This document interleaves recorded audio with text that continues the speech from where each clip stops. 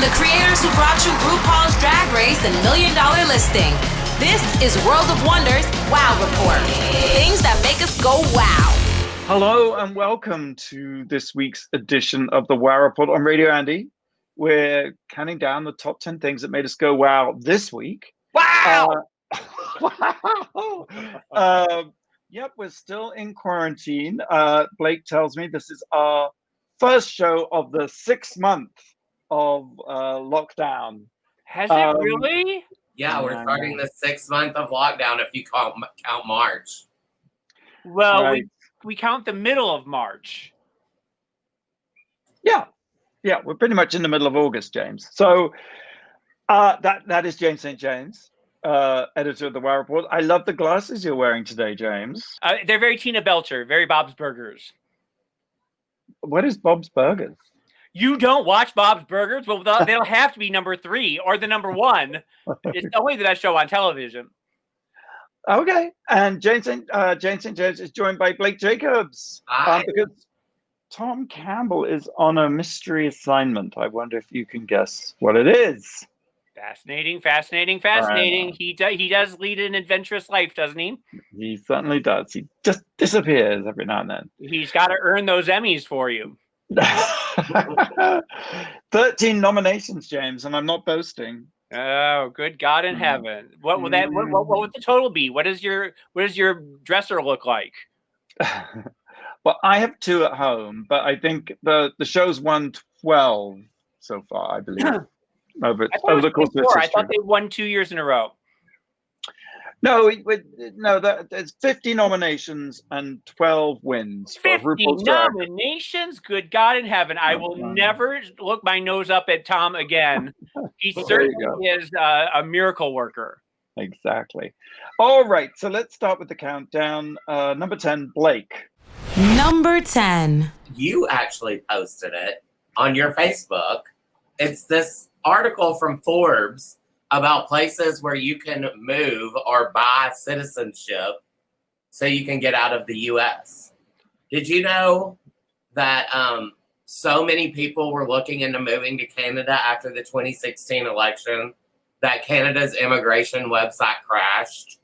Makes sense, definitely. And then Tom Hanks and Rita Wilson just became honorary Greek citizens. Nice. Coronavirus is restricting travel for all of the U.S. I'm sure many other places too. So it's kind of no surprise that people are looking at this. Now, well, I know that we aren't allowed to go anywhere except for Turkey, the Maldives, and Mexico, I believe, are the 3 places that Americans are allowed right now. I know it's like 3 places or something. And the weird part is, in all my 38 years, I just got a passport.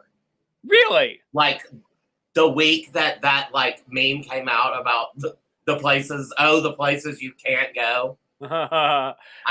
Basically, the passport department saw that you applied and immediately shut down all of America to stop you from going anywhere.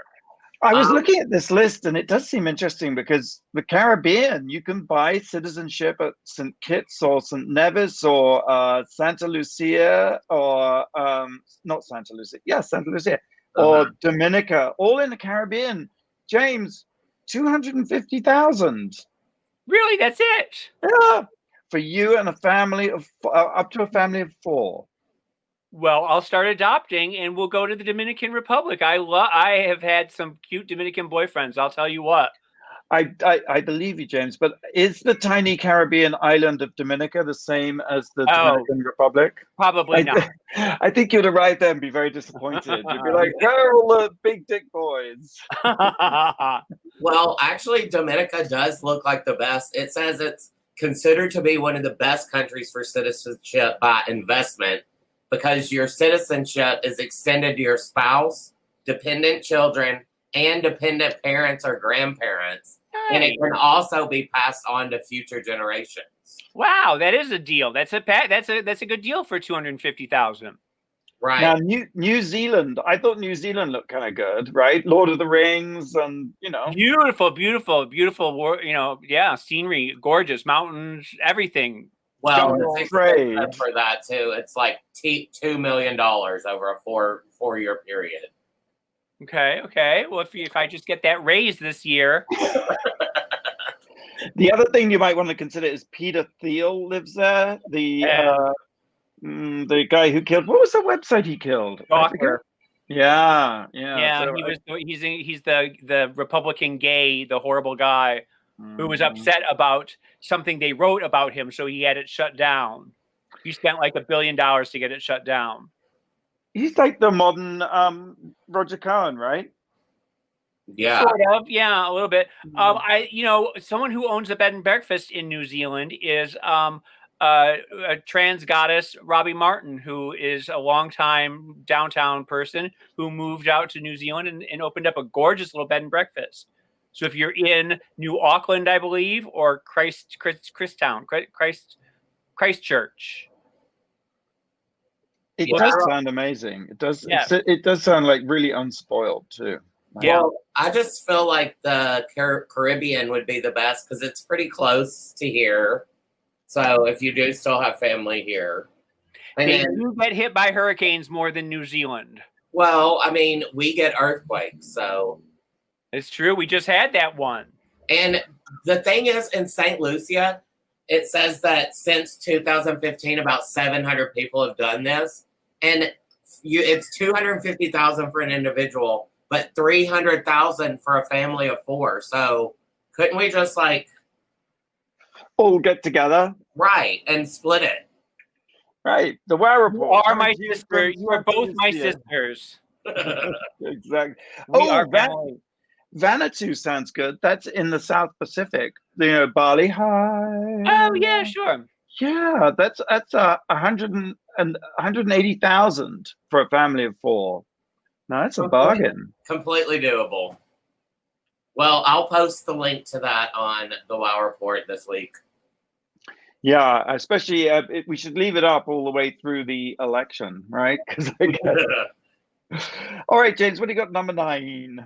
Number 9. I am obsessed with the Umbrella Academy. Season 2 is up now. It's streaming on Netflix, and I don't know. We've talked about this show before. I want to sort of give you a brief recap of season 1 because you really need to know what's going on. In 1989, on October 1st, 1989, 43 women around the world spontaneously gave birth. They weren't pregnant 10 minutes before, and all of a sudden they just blew up and gave birth to children. And nobody knows why, whether it was magic or the government or aliens or whatever. But eccentric billionaire Reginald Hargrove went around and tried to adopt as many of the children as he could. And he adopted 7 of them. And each of the children has different superpowers. And he didn't name them. It's just number 1, number 2, number 3, number 4, number 5, number 6, and number 7. And one of them is a time traveler. One of them can talk to the dead. One of them is dead and is a ghost. One of them has superpowers, super strength, and he's got the body of a gorilla and the face of an angel. And then there's number 7, who doesn't have any powers at all. And she's played by Ellen Page. Ellen, what's her name? Ellen Page. And she doesn't have any superpowers, and they're really mean to her when they're growing up. They're like, you're always in the way. Get out of the way. Go, you're in. Stop this. We don't want to have anything to do with you. And so she grows up to be sort of sullen and sad, and she's just sort of a sad sack little character. Well, it turns out at the end of season 1 that she does have powers, and she is probably the most powerful woman in the universe, and that Reginald Hargrove, her father, had been giving her drugs to dampen her powers because he was so worried about, what would happen if she discovered that she was as powerful as she was. So there's Reginald Hargrove is dead as this series starts, and the kids who are adults all come back together now to try and solve the mystery of how he died. And also the time traveler comes back and says the apocalypse is going to happen in 10 days and you need to stop it. So that's the setup for season 1. Well, at the end of season 1, we realize that number 7 is actually the cause of the apocalypse, and she has these powers that she destroys the moon, and then the earth has earthquakes and everybody dies. And so just as the earth is exploding, the time traveler, grabs all of them and throws them back in time so that they don't die with the rest of the planet. And so then season 2 is they're all in 1963, and they're all trying to get together, find each other so that they can then try and stop the apocalypse from happening all over again. And so that's where we are with season number 2. And it's just, the boys are so hot in this. Well, question. I saw that Kate Walsh from Grey's Anatomy. Oh, she is. My roommate Steven was watching this, and I noticed online today, and when I saw that she has really cool outfits, right? The fashion in this is absolutely spectacular. The locations are brilliant. Every one of the actors is so good. You love them all so much. Kate Walsh is sort of a time mistress who is sort of in charge of the time continuum. And she is sort of a bad guy who's trying to hunt down the time traveler and stop him from stopping the end of the world. I have a question. If the number 7 has these superpowers and is the author of the apocalypse, does that make number 7 a good or a bad person? Well, you love her because everyone is so mean to her throughout her whole life, and she's sort of an underdog character. And then all of a sudden, she discovers she has these powers, and the powers sort of overtake her, and she can't control them. And that's why she brings about the end of the world. She doesn't mean to, but she just destroys the moon. And once the moon is gone, everything falls to shit. Oh, I know the feeling. Yeah, I know. But it is, like I said, the guy with the body of the gorilla is really good. Number 2 is this just sexy Spanish guy who's really good with knives. The time traveler is really funny because he was thrown into the future, and for 50 years he was stuck in the future. And then when he comes back, he's back in his 14-year-old body, but he's like a 70-year-old man in a 14-year-old's body. And he's really funny and good. They're all just really spectacular. Wouldn't that be awesome? Right? Now, I often feel that way. I'm a 70-year-old man in a 14-year-old's body. Isn't this the one that was written by Gerard Way from? Yes, My Chemical Romance. He gave up being a rock star to write comic books, and this was his first big gig. Okay, so number 8. Number 8. You know, I've been watching the pile-on of Ellen with some discomfort because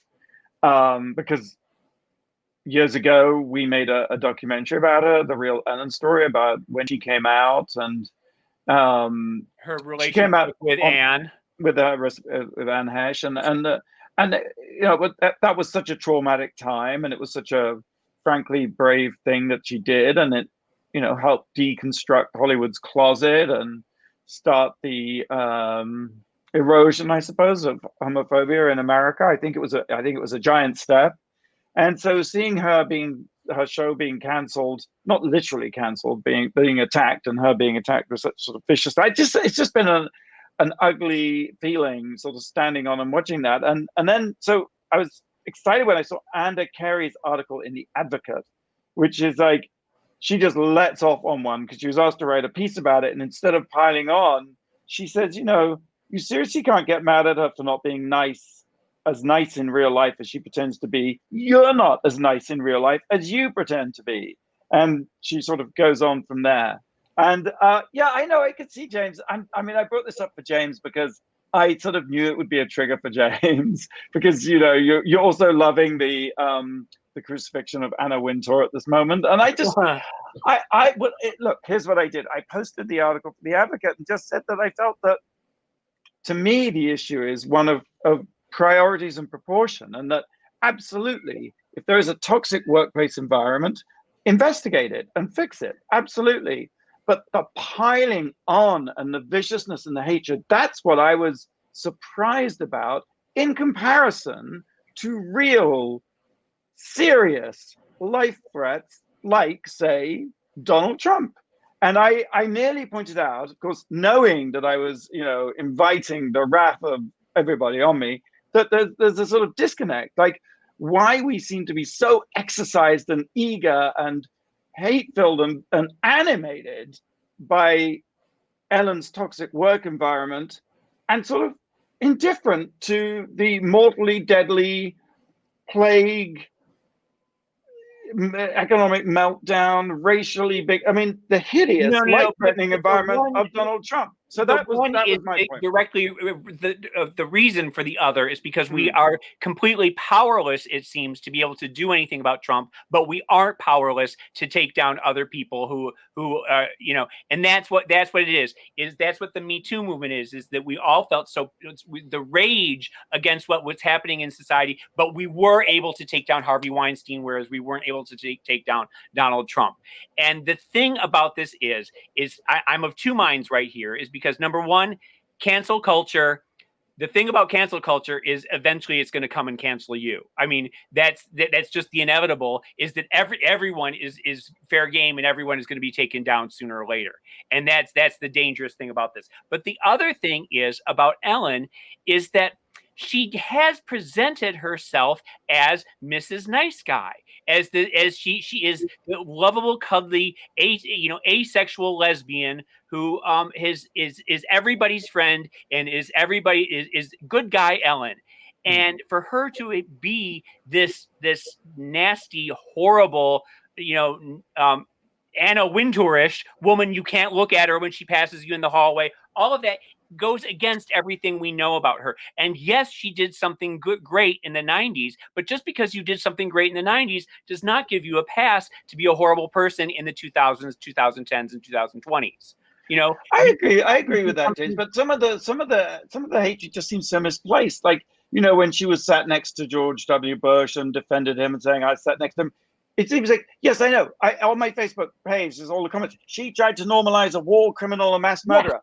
I agree. George H.W. Bush is a war criminal and a mass murderer. Let's deal with that. Why don't we go after him? He hasn't been president for God knows how long, but no one's done anything about it. Instead, let's attack Ellen because she sat next to him.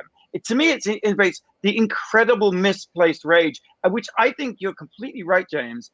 We are powerless. We are powerless to do anything about the things that matter, but incredibly weaponized to do things that maybe matter a little bit less critically when it comes to our survival as a nation and as a people. I sort of feel like this is a great cleansing of all the toxicity that is in our culture right now, and we need to purge everything that's been happening in the last 30 years that has built to the place that allowed Donald Trump to become invulnerable, and by taking out all of the toxicity, we can start over again as soon as he's gone, as soon as 2020 is over, and we can get back on track again. Or it can go the other way, and it can we can devolve into, Planet of the Apes or Walking Dead.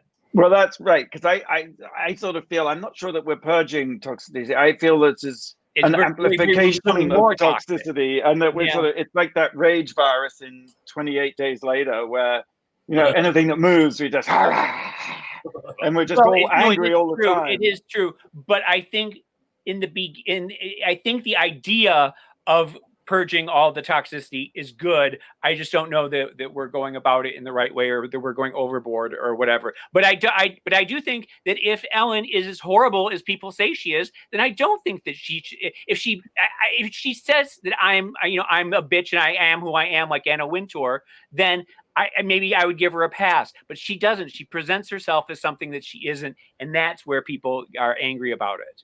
And she treats the 1% differently than she treats her underlings. And that's the problem that most people have, is the fact that she is so awful to her staff. Whereas when Katy Perry comes on, or, Jerry Seinfeld, she's absolutely all lovey-dovey. And that the 1%ers are the ones who are standing by her, while everyone else is saying, no, you don't get it, she's horrible. That's where people have a problem. Yes, and, I think look, I mean, funnily enough, in this item, I didn't really want to necessarily be defending Ellen. And when I posted on Facebook, I wasn't defending Ellen. My point was only there's a disparity of response, that there are greater evils that seem to get no response and lesser evils that seem to get an enormous amount of response. And funnily enough, that was sort of borne out by the Facebook post itself, because I boast about Trump all the time, things that I think are incredibly important and just flagrantly criminal and corrupt and treasonous and sexual. It's just endless. And I get 2, maybe 3 comments. This piece got 76 comments. And what was also interesting is I felt people completely missed the point that it's about proportionality and just piled on me as if I was defending Ellen, which I'm certainly not. But you know, it isn't people, about proportionality. that's You're what trying worries to me. make it into proportionality, and it really isn't. And that's where I can see people piling on. What, say that again. I'm sorry. I said you're trying to make it about proportionality, but it really isn't, because she is somebody who's triggering to everybody right now because of the way that, like I've said, that she's defending the. I think it would be great if people got triggered about the fact that they have a fascist in the White House who isn't going to go in the coming election, and do something about that. If you're so energetic and able to do stuff, I am energetic about getting Trump out. We talk about it every single day. That's how we talk about. All right, we posted a link to the Advocate article on the Wow Report, and you can go paste more insults and things on my Facebook. I need to keep talking about this. I'm not going to let it go. We've got to keep going. We can keep going after the break. All right. Hey, watch the brand new season of Backyard Envy Tuesdays, 10 p.m. right after $1 Million Listings Los Angeles at 9 p.m. on Bravo. That's a bit of a double bill.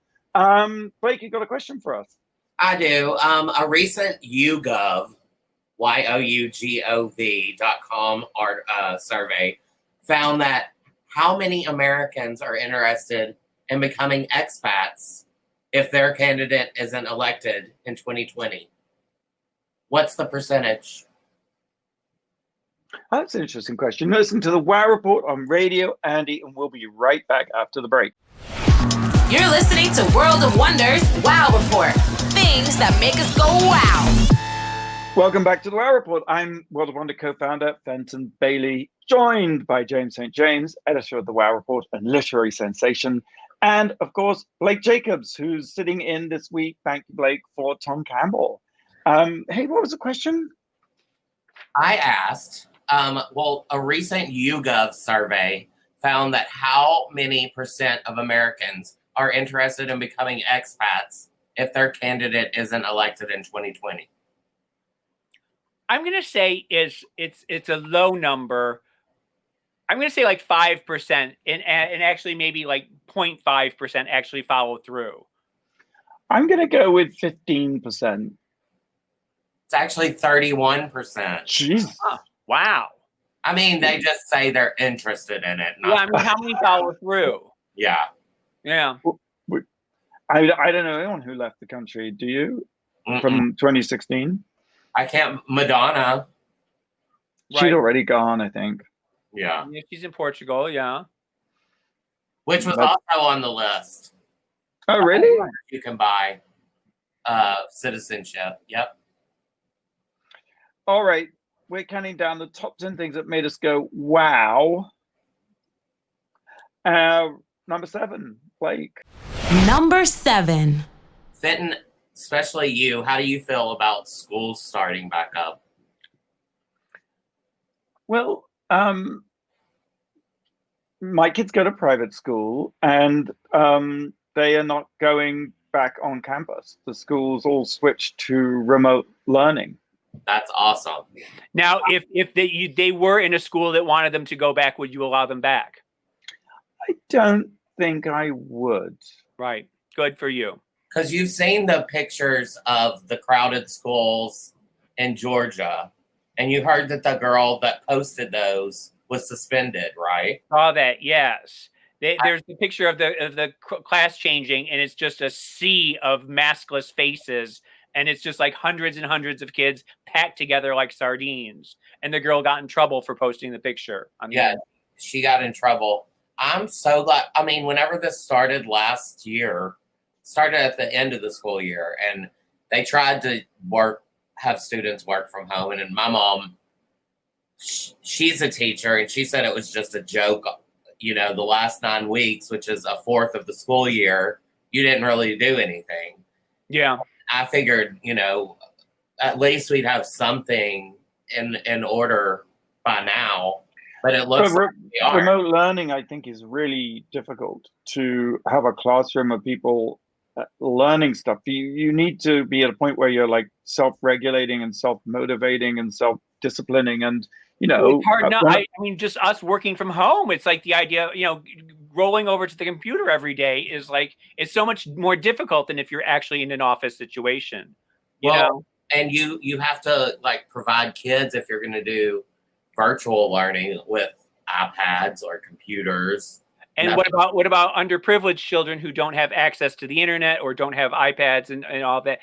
What I don't understand though is why there isn't a national like computer, like an internet channel or a TV channel that has a controlled curriculum across the board. Why it's up to each school to individually teach the children. I think there needs to be a national James, that is an amazing idea. I mean, but I think that the absence of national leadership in this entire pandemic is really the problem that we're highlighting. And we're so busy complaining about Ellen that we're not really doing anything about getting rid of Trump.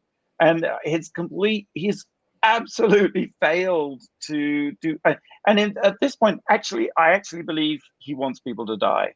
I think, especially knowing that a disease like this does hit the socioeconomic the bottom end of the socioeconomic strata. But the irony of that harder. is the lower end of the socioeconomic scale are the ones who are pro-Trump. And so he's actually, killing his base by allowing the pandemic to rage on. Well, my mom, luckily, like literally days before this really got crazy in March, decided that she was going to retire this year. And then all this happened. And I'm just so thankful she's there. There are some teachers, she's in a Facebook group of, teachers in the South. And there are teachers that are sending their obituaries to their superintendents. Like, there are people that aren't going back that have taught for years and years. So I don't know what the answer is, but I don't think the answer is throw everyone back in buildings. Right. It absolutely isn't. And I actually also think we overrate what education does anyway. That, I don't think it's not like America is a shining example of intellectual academic brilliance. So, maybe it doesn't make much difference if we skip the education part for a year. Well, maybe also it's the uneducated masses that are the ones that are causing the most trouble, and they're the ones who are the science deniers, and they're the ones who are, anti Dr. Fauci. And I think we need to have more respect for the educational system as opposed to less. But maybe I think maybe there's then a third way, which is a national curriculum of remote learning. Mm-hmm. But somehow because little Elliot, he's 5 years old. He gets on a Zoom classroom and he can't focus. No, you can't concentrate. Although, funnily enough, he can watch YouTube videos of dudes playing Minecraft all day quite happily. I don't know what's to make of that. All right, okay. Well, that was a cheery segment. Number 7 is School's Out. What's number 6? Number 6. Another thing that's triggering me right now, and it's sort of unexpected, because it was Fashion Week last week in Milan, and it's Fashion Week this week in Paris, and my Twitter feed has a lot of fashion news on it, and every time I scroll past something that says 10 fashion influencers tell the 10 must-have purse trends for the fall, and I'm like, for fuck's sake. Does fashion really matter during a pandemic? I mean, the idea that there are these fashion influencers who are like obsessed with what Louis Vuitton did this season is it's maddening. We are in the middle of a pandemic. We have the Black Lives Matter protests. We have police brutality. We just had an explosion in Beirut. We have trans women being murdered at a higher rate than ever. We have Breonna Taylor's murderers still at large, still haven't been arrested. And these fashion influencers are what's taking up my Twitter feed.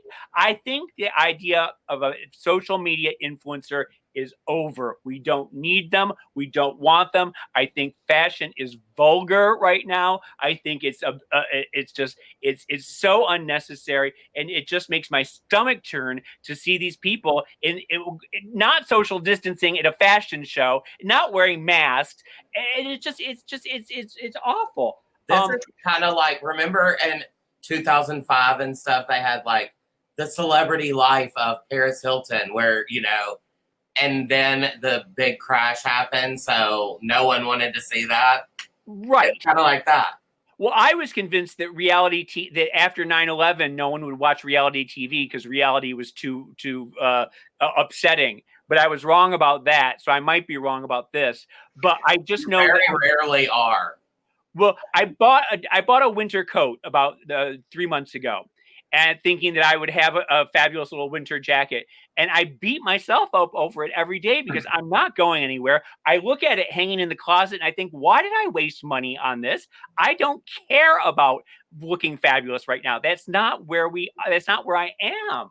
And I don't know if I was 20 something, maybe I would feel differently about it, but I don't know. What were you going to say, Quentin? Well, just that, yeah, I suppose fashion is performative, and you realize it requires an audience to really function. And if we're all at home, you know, I'm not wearing any pants right now. It's like, who needs clothes? A little bit too about like the gays on Fire Island who are partying, and the after hours clubs in New York and all that stuff, where there are people who don't seem to, who can't give it up. Or that party here in Hollywood with all the police officers. Right. And Logan Paul just had that big party. You know, I mean, Logan Paul, is that his name? Yeah, or Jake Paul. Jake Paul, right. But it does feel, it just feels that maybe someday we'll be back to wanting parties and frivolous frocks and you know, hanging out until 4 a.m. and everything like that. But now it doesn't feel like the time, and it's triggering me. And by then your coat is going to be passé. Well, that's just it. I will never get a chance to wear it, and when I finally can wear it, it'll be like so over that, like, who cares? Well, it's interesting because clearly people are socializing, and so, but to me, it just seems it's not so much fear of the COVID, or maybe it is, but I just think, why? I just don't feel like it. It just seems so unappealing. You know, it's like, well, this is about as close to someone as I want to get right now. Well, you talk about how you aren't wearing any pants right now, and I've been wearing sweatpants for more than I've ever worn in my entire life. I tried putting on a pair of jeans the other day, and it felt like I was wearing burlap. It like the idea of actually wearing jeans was like, it was like too much for me. And I have a feeling everybody is going through that right now. Well, maybe that means when we all get back together, we'll be in muumuus and diaphanous gowns. Please. Yes. All right. Okay. So that's Fashion Week. What are we going to cancel next? Oh, okay. Here we go. Number 5. Number 5. Cameron Diaz's next act, Clean Wine. Cameron Diaz and Catherine Power have come up with a wine brand called Aveline, which describes itself as offering clean wine that friends describe as full of natural goodness and free from dozens of unwanted and undisclosed extras. What a load of bullshit, right? What in the hell did you just say? Well, it's like the sort of Jessica Alba and honest cleaning products and the all goop. You know, the whole idea the whole idea that, you know, what is mass produced and out there is bad for us because it contains synthetic things, and what we need are bespoke, artisanal, clean things. And so, and hence the idea of clean wine, you know, because, you know, there are chemicals that are put in the wine during the process, but that's seen as very, very bad. But the joke about this whole thing is that they don't actually tell you where this wine, Aveline, even comes from on the website. If you look very closely on the label, you can see that it comes from Spain. And probably what happens is the wine is organically grown somewhere, and then from a bunch of farms, and then shoved in a bottle. So it's probably not fundamentally that different from any other kind of wine. You remember that pink slime thing with McDonald's? You know, everyone grossed out. Sure. Well, apparently the pink slime of wine is something called mega purple, which is a coloring thing that they add to red wine, and it's got some chemicals in it. But, you know, hey, wine is a chemical. I mean, I love the idea of clean wine when fundamental to wine, there is a really dangerous chemical in all wine. Well, it's a bit like saying You know- clean cocaine or something. Like, I mean, Exactly. What do you think the dangerous chemical in wine is? Alcohol. Yes. yes. So if you want to make clean wine, It also maybe just sounds a bit like it's just a wine that was being made anyway, and Cameron Diaz sort of swooped in and put her name on it and said, there is a wine lake right now. There's a wine lake in California. There's a wine lake in Europe. There's more wine than we know what to do with. So probably, Cameron Diaz is onto a thing of buying up a wine lake on the super cheap and just sticking it in bottles and calling it clean wine. So that's, So we've canceled Cameron Diaz. All right. Well, wait, was it one of the Real Housewives of New York? Didn't she have the skinny wine or skinny girl wine? Skinny girl margaritas. And what the hell is that? There's no such thing as skinny girl wine or skinny girl margaritas. But she, I think, is made $1 billion off of it. Yeah. Yeah. Okay. And margaritas all need to put our names on something quick. And she's using her money to do good. She always sends private planes out whenever there's hurricanes and earthquakes. And you can borrow my jet stream to evacuate. No, she puts it all together. I'll put a link on the Wow Report. That's very nice. That's maybe she could send the jet for us to take us to our new adopted country in the Caribbean. All right, we'll take a break. We posted a link to the article on the Wow Report. But meanwhile, I just want to say new episodes of Canada's Drag Race. Yes, on Crave in Canada, BBC Three in the UK. Most importantly, I have to say, Wow Presents Plus everywhere else in the world on Thursdays. And coming soon, I think, Logo TV on Mondays. And then, of course, there's Jeffrey Bauer Chapman's recap on Fridays. So it's an orgy. People are loving Canada's Drag Race. It has a wacky vibe to it, doesn't it? The best read I've ever heard. She was talking to this one promiscuous queen, and she says, "Girl, you're always talking about who you're having sex with. The only thing you're fucking is stupid." So good. And the Snatch Game this week was so good. I haven't seen this week's episode, so I'm excited. Everyone on Twitter was going nuts for the Snatch Game, saying it was the best they've ever done. Oh, and Celine Dion was so taken by it, she posted a thing on Instagram congratulating all the girls. Fabulous. Celine. All right. There when season 2 premieres. Right. We're waiting for pick up, fingers crossed, any day. Let's take a break. Do you have a question, Blake? I do. It's this Oscar-winning actress's birthday. She auditioned for the role of Nomi Malone in Showgirls, and also, on a darker note, when she was 15, her father attacked her mother, and her mother shot him. Yes, I remember that. Who is she? All right, we'll have the answer for you right after the break. You're listening to World of Wonders Wow Report. Things that make us go wow. And welcome back to the Wow Report. I'm Fenton here with James St. James. Darling. And standing in for Tom Campbell, Blake. Hi. And what was the question? It's this actress's birthday. She auditioned for the role of Nomi Malone in Showgirls. She didn't get it. And also, when she was 15, her mother shot her father in self-defense, and he passed away. Who is she? Well, it's interesting. I didn't realize that she was this old. Well, you'll have to tell me what her actual age is, because I know who it is. 45. That's it. And she was still young enough to get to audition for Nomi Malone. Yeah. She must have been like 20 or 10 or something. Mm-hmm. Fenton, do you know?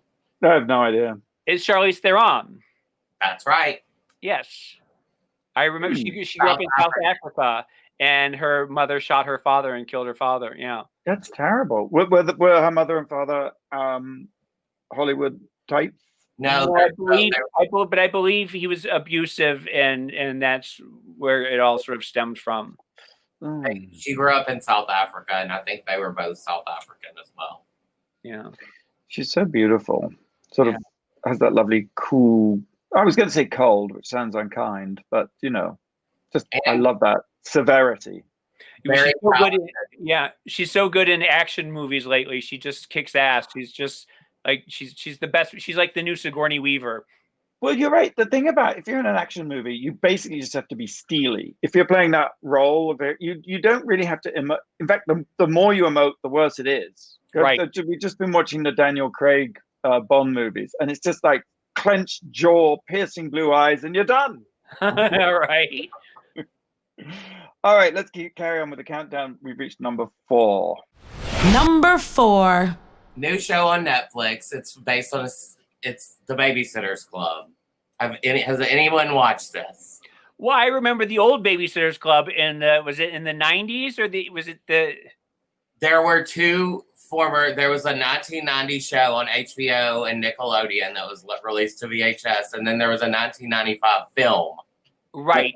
And it's based on the famous 1970s and 80s series of books for young adults or very young adults, actually. Right. And this is something that you've been obsessed with your whole life, and you're a pig in mud right now? Well, yes. When I was young, we used to have the Book It, where you would read and you could get free pizzas from Pizza Hut from reading books. And I love to read. I used to read the Boxcar Children all the time, but I love the Babysitter's Club as well. But I kind of hid it because, I'm a boy. I was going to say, you're so gay, Blake. Oh, my God. You're the gayest boy I've ever met. But what happens in it? I've never heard of it. Oh, my God. It's so good. So it's about a group of girls who are like 12, 13, and they form a Babysitter's Club. This is from Variety. For a certain subset of 90s girls, Are You a Christy or a Claudia was the original and completely G-rated version of Are You a Carrie or a Samantha. As each book of Ann M. Martin's Babysitter's Club series focused on a different member of the club, from determined President Christy to artsy VP Claudia to shy Marianne, it let readers take a peek into a tween life that could perhaps reflect their own.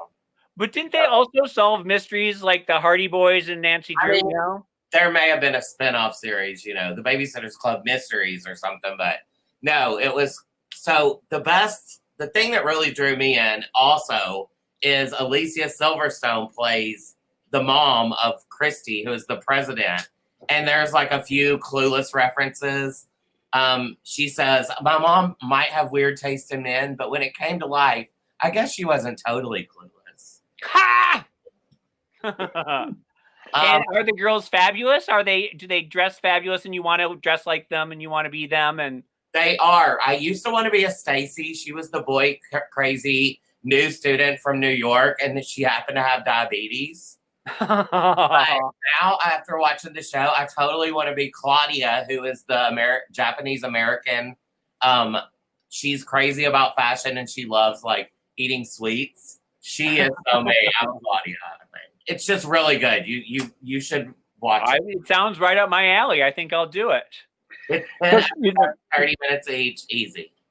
Do you think there's a risk that there's actually going to be a content famine, that like we're going to reach the end of bingeable TV, that there's going to run out of stuff to watch because they are still burning up what they shot before the pandemic, Yeah. Well, a lot of the soap operas are all back in production again, and they're all airing their new stuff. And it's interesting to see what soap operas are like in, fall of 2020, where they all get together for lunch, but they all are seating 6 feet apart, and nobody acknowledges that, but they sort of like shoot it so that it's like, like you don't really notice, but it's very funny. There are no sex scenes. There are no fight scenes. Everybody is just seated at a table 6 feet from one another, or at opposite ends of the couch, or whatever. Just talking at each other. Yeah. So I have a feeling that's the future of entertainment from now on. Right. This is it. This is it, guys. Yeah. All right. Let's go on to number 3. What's this, James? Number 3. Bugs Bunny in drag stamps have just been issued. The U.S. Post Office is celebrating Bugs Bunny's 80th year, his 80th birthday, and they've issued a series of stamps in which Bugs Bunny is dressed in different costumes and disguises. And among those are 2 episodes. The opera episode where he dresses up as a Wagnerian, with the horns and the braids, and he's like with the breastplates. And then there's another one where he's a mermaid, and he's like a 1940s mermaid with a giant, hairdo, blonde hairdo. And it's the first time that the post office has ever had a drag theme stamp. So it's sort of notable for that. The American post office, I think in the UK or Australia, they have a Dame Edna series, but this is the first time. So it's sort of notable for that. But it's also important because we know that Donald Trump is trying to take down the post office, and he's trying to discredit it, and he's trying to defund it so that it will help him win the election. And so this is a way to support the U.S. Post Office, buy some stamps. It's a good thing that they're doing this. And the stamps are just really fabulous. And I love Bugs Bunny, and I don't think this generation is growing up with Bugs Bunny in the way that they aren't growing up with I Love Lucy or, Bewitched or Gilligan's Island or any of the shows that generations of people grew up with. And so I think it's important to keep Bugs Bunny in the public eye. Because Bugs Bunny is from Looney Tunes. And Looney Tunes is Warner's, right? Not Disney. Yeah. In the 90s and 2000s, there was Animaniacs and Pinky and the Brain and everything. But and then there are the baby Bugs Bunnies, they're Tiny Toons. Yes. I always made the distinction of Disney World or Six Flags. But it's just Bugs Bunny is a classic, and I wish more kids watched it. I know Trey Spiegel, my co-editor on the WoW Report, did a piece about Bugs Bunny being an LGBTQ icon and saying that more kids grew up to be gay because of Bugs Bunny kissing Elmer Fudd all the time, and Yosemite Sam, and dressing up in drag, and eating that carrot, sort of. Yes, and that more people became furries because of Bugs Bunny as well, which is sort of interesting. I knew that I was gay when I fell in love with Fred from Scooby-Doo and wanted to be Velma, or wanted to be Daphne. I wanted to dress like Daphne. So there's always, kids fall in love with cartoon characters all the time. I fell in love with Speed Racer 2 and Haji from Johnny Quest. Did you fall in love with anyone, Blake? Not really cartoony, but definitely like Al from Home Improvement is pretty hot. What? He was. Oh, and Dan on Roseanne. He was pretty hot when he was younger. You are in a whole different area right now. This is anyway. Bugs Bunny stamp. Go buy it. Go buy it. Write a letter. Yep. All right, number 2. Number 2. Hey, I've got good news. Finally, some good news. So the airline industry has crashed in the wake of COVID, right? It hasn't been very good for them. So the airlines are trying to lure you back onto a plane. And Emirates, which used to fly the most lavish planes, separate suites, and you would get your own shower. And that fabulous ad with Jennifer Aniston, asking them to just keep flying around one more time before flying. Anyway, Emirates are now offering an insurance plan for travelers that stipulates if you fly Emirates and you're diagnosed with COVID during the journey, they will cover your medical expenses up to $176,000. They'll also pay $118 for quarantine costs, like, for a 2-week quarantine. And if the worst happens and you die, they'll pay $1,765 for the passenger's funeral. Well, isn't that sweet? Isn't that nice? Have you ever flown Emirates before? And I read that the ticket is the contract, right? That's right. You don't even have to ask for it. You just buy a ticket on Emirates and you're good to go. Well, wait, no. Did you say that you have flown Emirates before?